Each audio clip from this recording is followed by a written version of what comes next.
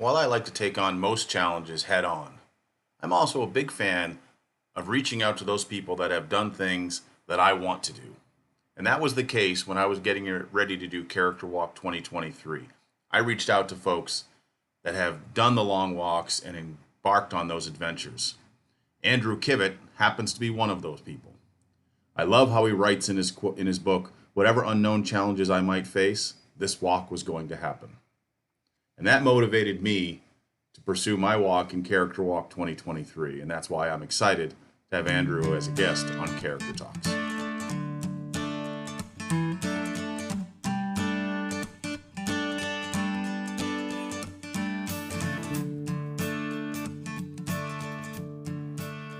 In Character Talks, we aim to unearth the hidden gems of human resilience, courage, and growth. We bring you tales of ordinary people who found themselves in extraordinary circumstances and emerged from the crucible of life forever changed. From tales of facing fear head-on, to serendipitous encounters that altered destinies, and from travels to distant lands that broadened horizons. Through battles fought within, we believe that every experience holds the potential to shape us in profound ways. I'm Chris Christie, and this is Character Talks. Just after it's been cut,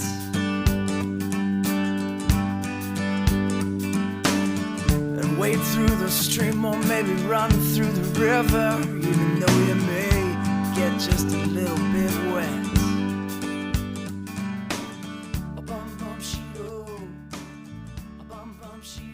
All right, welcome everyone to another episode of Character Talks. And there seems to be a theme for the last few episodes of Character Talks because I have had the pleasure of speaking with some folks that just do amazing physical and mental feats. A little while ago, we had Isaiah on, who walked across the country. And with my walk, with Character Walk 2023, my walk was only from North Carolina back to Maine. But I'm excited to speak with Andrew Kivett, who I started following maybe 6 or 8 months ago. So it's been that long trying to get Andrew on, and our schedules have worked out. So Andrew, welcome to Character Talks. Thank you. I'm happy to be here.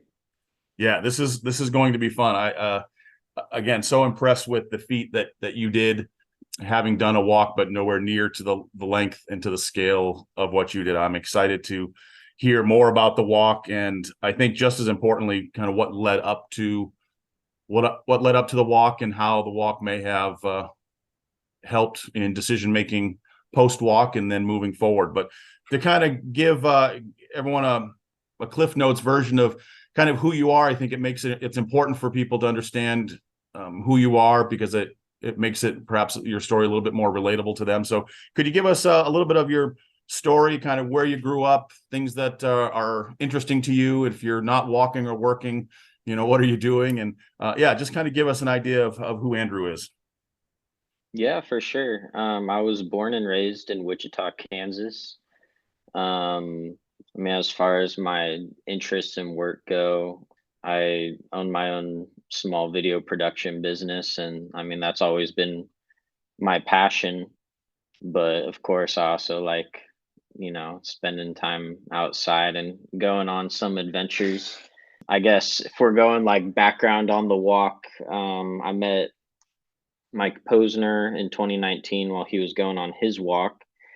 And then a year after that, I longboarded across my home state of Kansas. And then it would have been just a year after that, I decided to really go for it and do my own walk across the country. Yeah, because I was looking through your Instagram and noticed that you had a longboard on there, and I was like, oh, did he incorporate that somehow into the walk? But I didn't realize that you had longboarded across the state. Yeah, that was I guess I kind of consider that my stepping stone into the full walk, Yeah. How long did it take you? It was a total of 13 days. And that one was kind of split up. I did it with my buddy George. But just with like work schedules and stuff, we had to chop it up a bit. And was it like an e-assist longboard, or were you stepping it the whole way? Oh, we were pushing the whole way. That's awesome. Well, that's cool. So Can you, what prompted, let's go even then before the walk, what prompted I want to longboard across my state? Because that in itself is, some people are, I'm not sure I would, although I'm working now towards what my next adventure will be in 2024 as we speak. But what was the thought process going into longboarding and doing that adventure?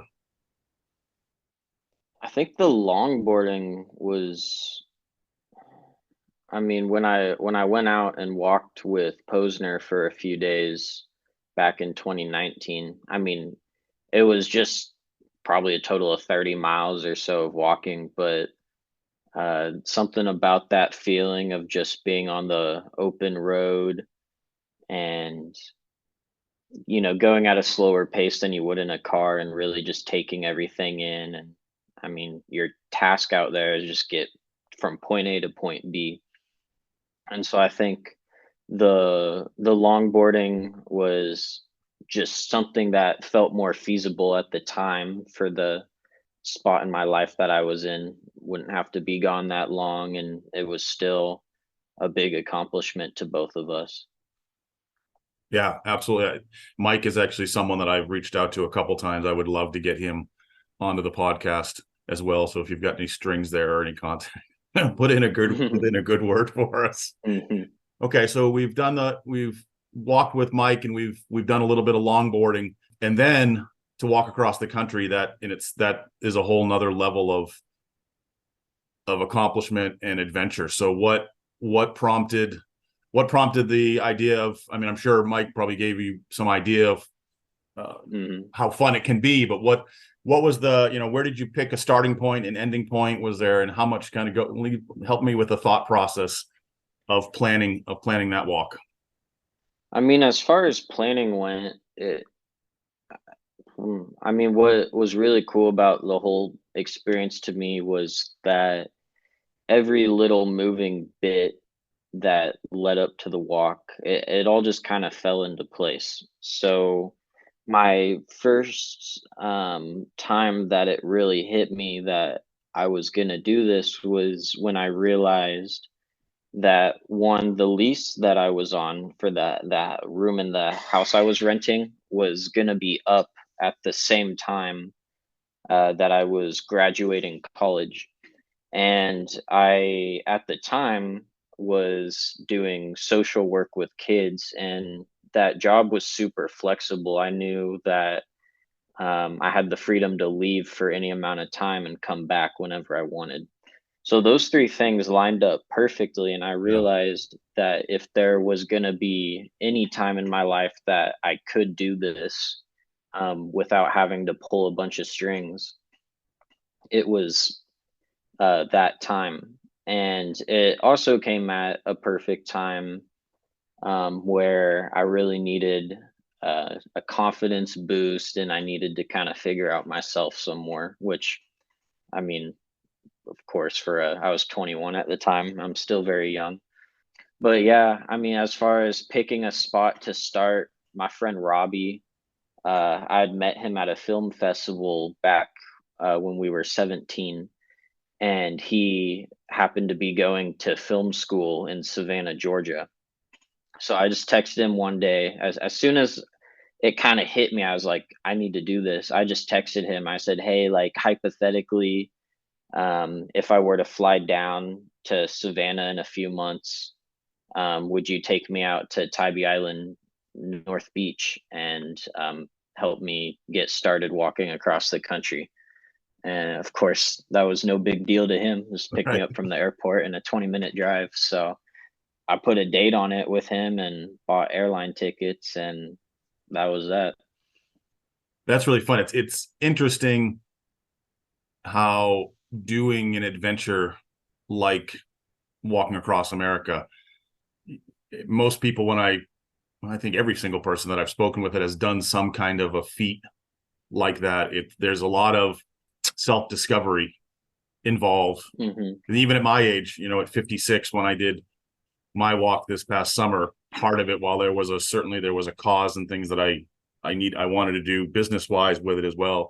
Personally, it was a lot about learning more about myself and I think opening my eyes to some things, and also canceling out some maybe preconceptions that I had of myself and how I would handle things. And I like to think that I'm pretty in tune with who I am. And just within literally the first probably 3 days of my walk, I had not anywhere close to the person that I thought Uh-huh.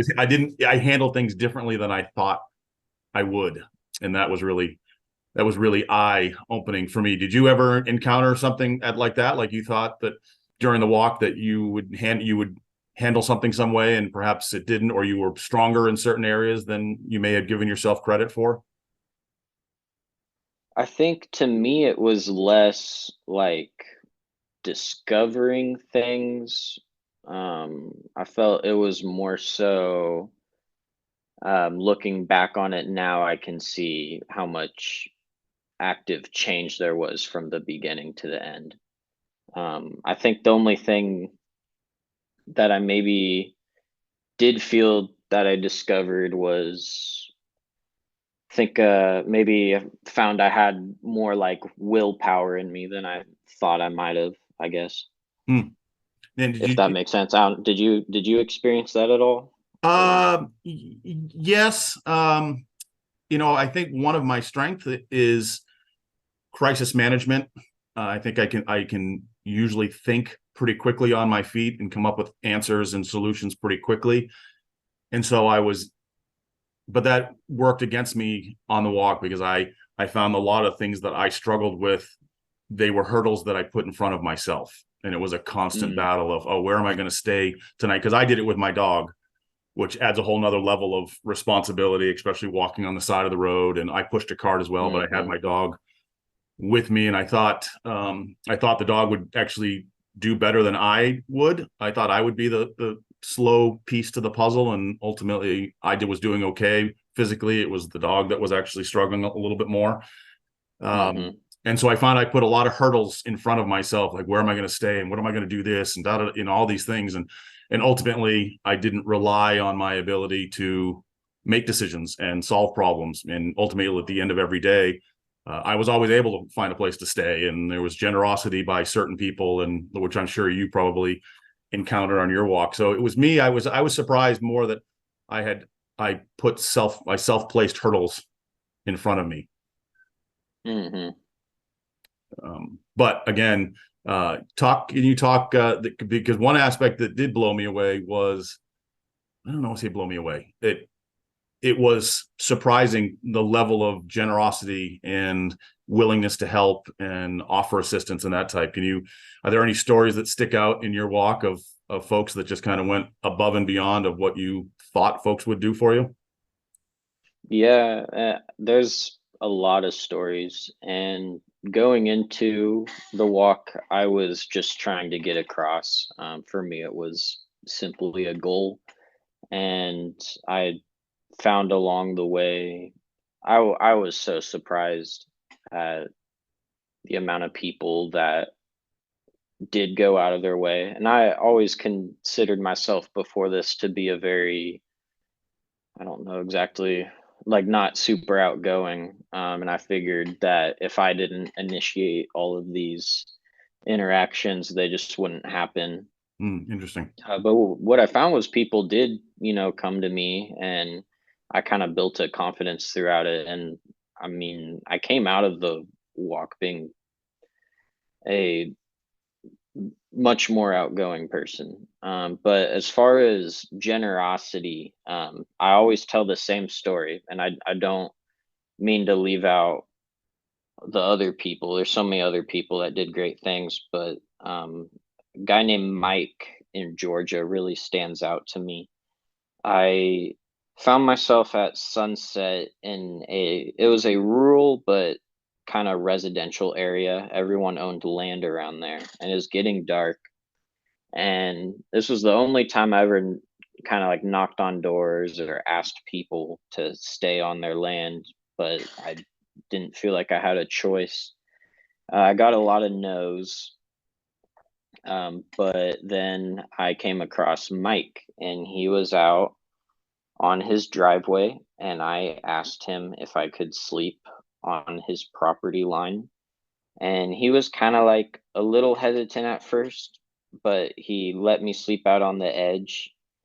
And I'm out there, and he comes back out a couple hours later with like a bag of food and some gift cards. And I talked to him a bit more, gave him my phone number. He had looked me up online and was kind of like, okay, this isn't just like some weirdo that's, sleeping in people's yards. So fast forward to the next day, or I think it was like 2 days later, because I was quite a ways away, like another 50 miles from his house. And I'm walking through this town and I hear someone call my name. And I was like, no one knows me out here. And I looked around and it was him. He had no idea what route I was taking. But he told me he just had this like feeling come over him that he needed to come find me again. So he drove over an hour away, not even knowing for sure if I'd be out. And he found me and he gave me quite a bit of cash and sat down with me and had lunch with me, got me a hotel room. And I mean, the most important thing to me out of all of that was the conversation he had with me at lunch, and it really shaped my perspective on my trip and um I mean in some ways my life, but especially for the rest of the trip. And that was just so important to me. And he's someone that I still keep in touch with. Oh, that's a great story. And while you're saying that, there was a gentleman, again, so many people that helped, and my walk was again nowhere near the extent of what yours was, but there was a gentleman in North Carolina that we were walking, and it was a super hot day, and to the point where I thought I had plenty of water with us, and we'd gotten to the point where I only had probably 16 ounces of water, 20 ounces of water left, and I knew I still had about 5 miles to go, and it was 95 degrees air temperature, Hmm. and made some phone calls. And down in North Carolina, the RV parks don't allow tents, which Mm. I didn't realize. So I happened to call this guy, and he finally said, well, you know what, just why don't you come to the campground? And his parents had a house next to it, but they were renovating. He's like, well, you're welcome to sleep in the backyard and pitch a tent. So he set me up, and the manager of his camp, he happened to own the campground, and the manager in the house next to me, I was sitting there just on the deck because the dog had literally just flopped over sideways because of from the heat. So we were only walking about a half mile at a time and then stopping and finding shade. And all of a sudden I was sitting there, and I think I had a tuna packet that I was eating, and all of a sudden he walked over with this big cheeseburger and I think some corn on the cob, and like, yeah, you told me to bring dinner over for you. And then the next day he checked on me first thing, and same thing. He gave me a ride, which would have taken me probably 5 or 6 hours of walking time. He gave me a ride to the next city so I could get into a hotel, so the dog could have a couple days of rest and kind of cooling off. So yeah, Hmm. there are lots of things that stick with us. So part of part of the one things about character talks is, as you know, is we ask someone to kind of give us a word that best defines their character or who they are, or just is an important word for them, and maybe helps guide their actions on a daily basis. So what's the word that you chose, Andrew? Yeah, I chose open. And when you sent that to me, I just had a huge smile come across my face, because I was like, oh, Hmm. this conversation could really go in a number of different ways. But what is about, what is your definition of that word and how it applies to you? And what is that word? Why is it so important? Yeah, well, when I thought of it, it was, in correlation with the walk that we're talking about. And I mean, I suppose it apply to a lot of adventures and I mean anything in life. But for me, I was kind of thinking back on the time from, around when I was thinking of doing the walk in the first place. And I remember before I set out to do that, I was in a very confined mindset. And I mean, it was mostly because of some of the, influence around me, but I felt like I had to prove myself, not prove myself to myself, but prove myself to the people around me and their opinions. And it sounds super cliche, but I, felt like I had to do the college thing and get the 9 to 5. Um,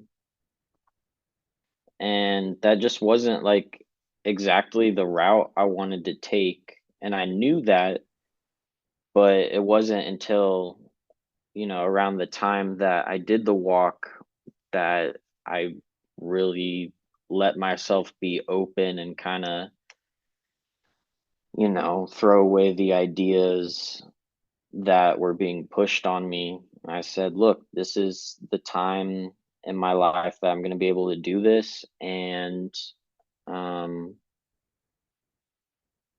I mean, it's probably not going to line up perfectly like this again. And it wasn't exactly how I thought my life was going to go. And it did involve me like essentially turning down a job offer in video production initially. There was a agency that was really interested in me, and we had been in touch. But when this, when I felt like the opportunity for the walk was there, I dropped everything, and I finally felt like I was just being open with myself and taking a couple risks, but just being open to the opportunities that were being thrown at me is what I feel like, rather than trying to force how my life was going to go.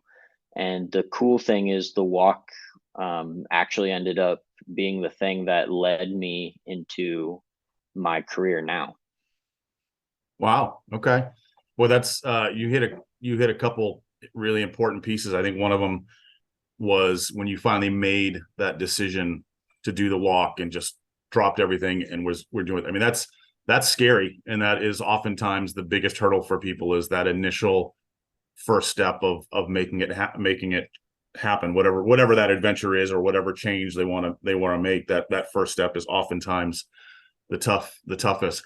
But you also mentioned you had a confined mindset. And you Hmm. hinted that it was a lot of it, sometimes it was outside influences, whether it's parents or school, society. But what does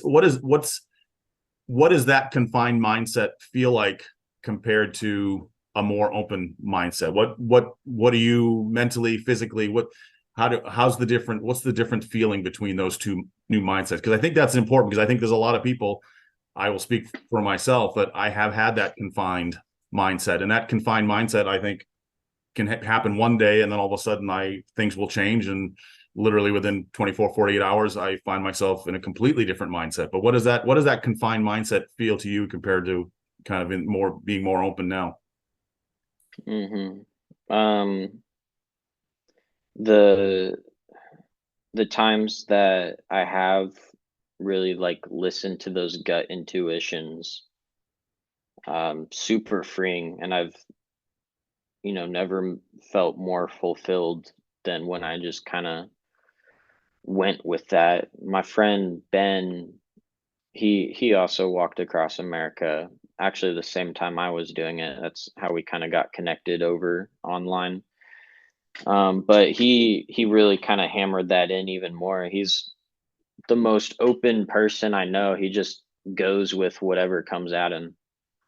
But there's so many different forces always going on in the world, and everyone's trying to get their way, and I still definitely struggle with trying to control I mean everyone, I'm sure has trouble with trying to control their life situation and trying to get everything how they want it. But the reality is that you're never going to be able to get everything exactly how you want it, and you're constantly, while you're fighting to get what you want, you're fighting against what everyone else is putting out, trying to get for themselves. And when you just let things happen and, happen how they're, I don't know if I'd say meant to be, but just how they happen, it's kind of weird. It feels like things just tend to work out. Yeah, I think that you're exactly right. I think it is so important to have that. I don't say. It's interesting. I put a character word up yesterday in our social called insouciant, and I don't think I'd ever heard of it before, but it was, the very easy translation is just being very chill, just letting things just kind of roll and not getting too emotionally invested in anything positive or negative, of just kind of recognizing it. And I see that a lot with one thing that's helped me with my mindset is is simple meditation. It keeps me grounded, and I think it does what you mentioned of just kind of keeping you in the moment, and that type of thing. And there's a great coach out there, Devin Bandison, that he's doing a 30-day challenge of replacing every time you say have to with get to. Like I don't have to go to the grocery store. I get to go to the grocery store, or things like that. And just we've been doing it, just kind of playing around, my wife and I, the last few days, and just simple words like that just all of a sudden changes the mindset. It's a good one. I might have to give that a try. It's really fun. Yeah, and there's another one, a dear friend, Chris Doris, that life doesn't happen to us, life happens for us. Or things that occur don't happen to us, they happen for us. And so, yeah, it is just, again, simple words to keep it real. So one other thing I wanted to ask about, again, with that kind of, with the open in mind, is throughout your social media, there's a handful of times where you use the 2-word phrase of keep going. Is there significance? Is there significance to that during the walk, or now after the walk, or what? Like I said, I saw it a handful of times, so I was just wondering if there was some significance to that. Yeah, it kind of just became my uh mantra. I don't know which way you pronounce it. But back in, I don't know, started probably around 2020, I kind of um started just, yeah, internally repeating that. And I still do. I mean, if I'm, when I'm out on a run or something and I'm getting tired, that's just I just keep it going in my head. I have it tattooed on my wrist. Just, yeah, I mean, life sucks sometimes, or sometimes things hurt, and I don't know, it just helps me just keep going, keep going, keep going. No, that's And I said that all the time on the walk. So yeah, and it's interesting. Again, the more I speak with folks that do incredible feats like this, Isaiah's I think he is on the card. He has "You Do You" on his cart, and you've got "Keep Going." It's like everyone has their own ship. That's pretty cool. That's very cool. So yeah, so open. I love it. I think that's, yeah. I'm sitting here thinking about it more and more and more. Of I will attempt to be, I think, more open, because it just opening new doors or create more opportunities. Or is there something that you do kind of on a daily basis, or something that you have to remind yourself, which I think might be a help for some listeners, of how they could be more open on a daily basis? Is there anything that you do as a daily practice, or something just to remind yourself to be more open? I think it's maybe not so much of a daily practice, but I try and kind of reminisce on the things that have worked themselves out, if that makes sense.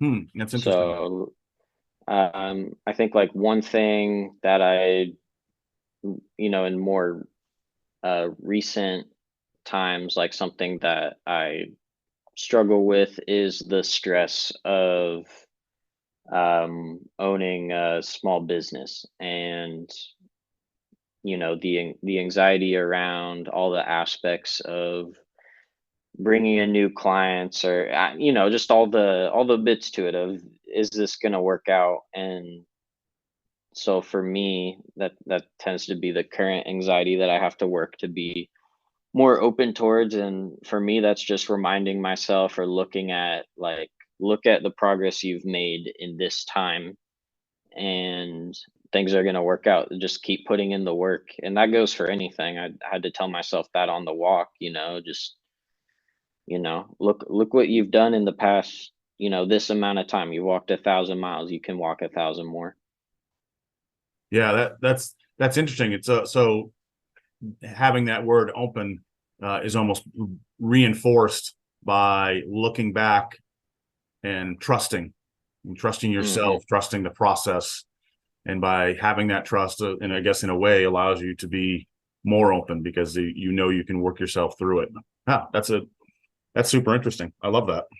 So what, one of the things we talk a lot about with the Mill, which is the app that where this podcast will be going on. This podcast will be going on, of course, Spotify and everything else as well. But one of the things we talk about with the Mill is reducing the regrets for people have, because of a stat that I read many years ago that said 86% of people in nursing homes share something in common, and that is they all have regrets of things they didn't do during their life. And so the idea behind the Mill, the platform, is to inspire people to go live those adventures today. So when they get to be nursing home age, they have stories and memories to share and not regrets. And so we talk a lot about going on adventures. And so I have kind of my definition of an adventure, but what would be your definition of adventure? My first inclination would be to say anything that kind of gets you out of your comfort zone, but I would think anything that gets you out of your comfort zone. And I'm not necessarily saying like a grueling physical challenge, but I mean, quite literally anything that gets you out of your house. Yeah. I mean, going out on a drive is an adventure. Yeah, I love that, because again, when we talk about adventures, that's one of the things we hear a lot from people is, well, I don't want to go climb Mount Everest, or I don't want to do that. And so part of the Mill is, I don't want to say educating, but letting people know that an adventure really can be anything. For us, it's embarking on something where the outcome is uncertain. That could be starting a new job. It could be learning to ballroom dance in the living room with your partner, or it could be walking across the country. I think adventures can take on, like you said, I think that I like what you said about getting anything that gets you out of your comfort zone. It could be public speaking for the first time, or I think there's so many different ways for an adventure. But I love that. I love that you said it was just anything that can get you out of your comfort zone a little bit is considered an adventure. And adventures are really so, they are as personal as anything can be. What's an adventure for one person may not be an adventure for someone else. So so we are, the other big thing that I talk about with the Mill is I don't ever use the word bucket list. I hate the phrase. I just hate the idea, everything about it. So we refer to everything as a life list. Okay. So what's next for Andrew? Do you have another adventure, or is there something on your life list of something that you want to do that you've got your eyes set on here in the next few years, or what's the next big adventure for you? Yeah, I think like as far as adventures and grueling physical feats or whatever you want to call them, kind of stepping away from that for a bit. I feel like I did a couple like pretty big cool things. I mean, admittedly, I do have a bucket list, but life list, for the sake of the podcast. Yeah, there you go. I want to go to like Bali, Indonesia, or some other small country, island, I don't know, just I want to like go somewhere different across the world and live there for a little bit, somewhere with a beach and mountains and waterfalls and stuff. But yeah, I mean, other than that, right now I kind of just have my eyes set on building a little life for myself, and I'd like to, get married and have kids at some point. So that's, I kind of boring right now. Just kind of have my eyes set on building a nice little life here, but I'd love to do some other adventures, get out of the country for a little bit, and then I'm thinking about maybe in my 30s walking across America again. So maybe. Yeah. All right.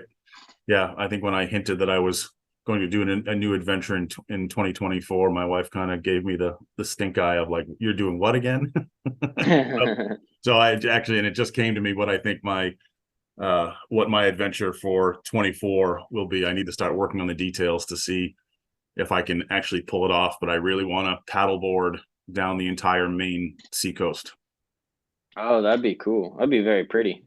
It would be very, yeah, pretty. And I live on the coast of Maine now, but there's something when we talk about adventure, like getting out of your comfort zone. Like I'm very comfortable in the mountains, and I've done a lot of those things in the mountains and camping and hiking and backpacking and stuff. But here, I hear the ocean is right next to me, and other than some sailing when I was younger, I really haven't done much on the ocean, and it scares the hell out of me, but it also intrigues me. So I thought, well, what can I do that's fairly, not necessarily, I don't want to say fairly safe, because I think there's certainly some dangers to it, but it's like, it's right there. Like, why wouldn't I do it?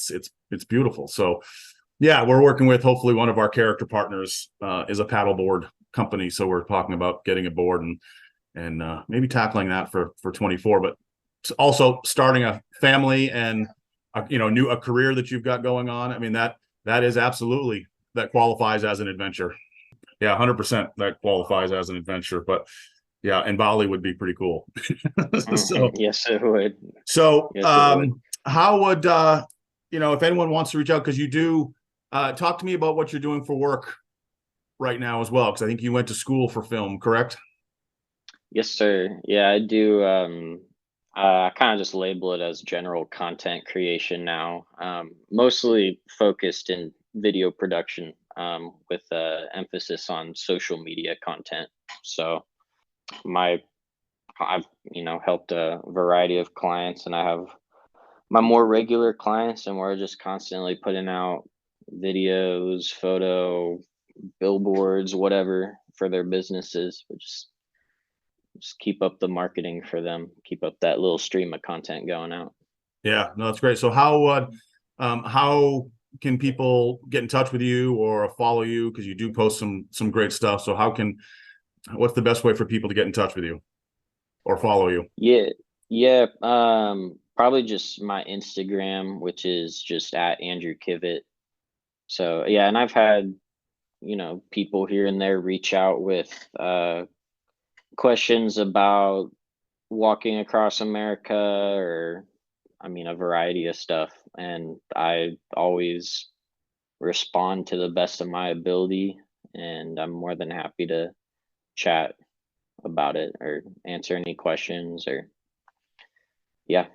So Right. Yeah, and we'll make sure we put all of your information in the notes of the podcast as well. So if anyone does have any questions, it seems that there are I think people doing their own various challenges throughout. So it's I think you would be a great resource for sure. I think you offer a lot of knowledge and insight of, it's not, sometimes it's as much of a mental battle as it is a physical battle to do those things. I think that was partly why I wanted to do the walk with my dog. Was I wasn't sure if I would be able to handle walking by myself the whole time and just talking with myself. I wasn't sure I could do that. That's why one of the reasons why the dog came with me. So yeah. So Andrew, again, thank you. This has been fantastic.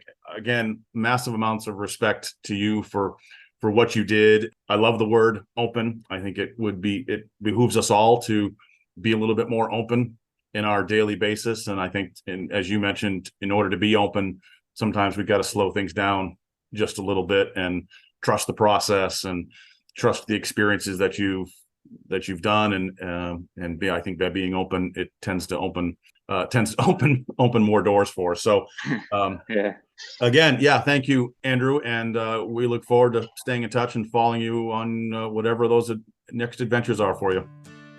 Yeah, for sure. Thank you, Chris. I can't thank Andrew enough for taking the time to meet with me and chat about his word open. I think there are a lot of things that we can take from that podcast. And the one thing for me was the number of times that he mentioned taking that first step. Just that initial first step, no matter how big or small, that first step is the most important. And that first step for him led to longboarding across his state, led to walking across America, launching a new business. And I hope for Andrew, it means starting a family and checking off that life list item of going to Bali. But that's an important lesson for all of us about taking the first step, because that's where momentum begins, is with that first step. So Andrew, thank you so much for your time. I do hope everyone, especially as this podcast is going out during the holiday season, they consider purchasing his book, Keep Going. We will include a link in the show notes if you'd like to pick that up and hear more of his story as he walked across America. It's a great read. I hope you enjoyed the podcast, and if you would like to share it or make a comment, please do so. If you're listening to this podcast in the Mill app, thank you. We appreciate your support. Hopefully, as this platform continues to grow and grow and grow and the community gets bigger, the energy will just continue to take this platform to many more people and hopefully inspire more people. So again, Andrew, thank you, and we look forward to chatting with everybody again. Raise your hands for all the lives lived.